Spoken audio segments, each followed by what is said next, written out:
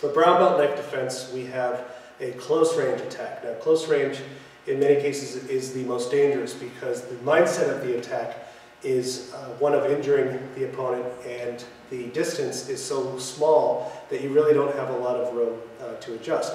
So in many cases, you could already be attacked, you could already be cut before you even realize it. In this case, hopefully I'm not cut, and I assume that I see a little bit as it's coming in. I need to do a technique called cross-check.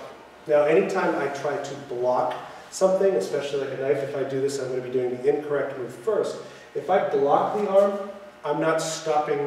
I'm trying to stop this from moving. It's not going to stop. He's either going to override and collapse into me, or he'll just adjust and cut me somewhere else. So what I need is something that makes good contact and sticks to it.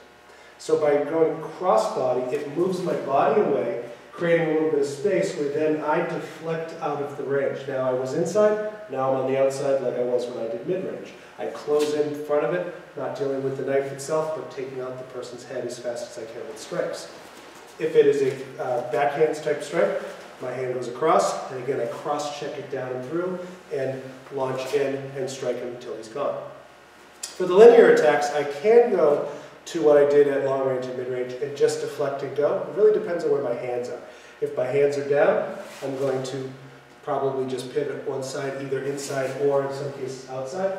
But if my hands were up for some reason, I probably will then do part of the cross-check to be able to close them and strike.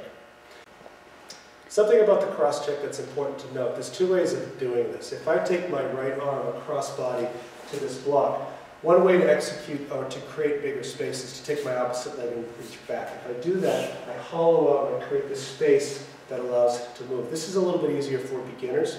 As you get more comfortable with this, rather than stepping back, you run the risk of trying to go back and then go forward. Instead, you just collapse and close. And this is very similar to the way they do stick fighting. I'm going to lift this knee, instead of going back, I'm just going to collapse the leg. So as he comes in, I'm going to turn and pivot. I've closed this space. That way, if I do get cut across the legs, I'm taking it on the top of the thighs versus the inside where I would bleed out. And then from there, I can launch in and strike. Same thing from the other position. I can step back to create the hollow, or I can pivot the knee and create the space that way. This being a little bit harder, a little bit more advanced.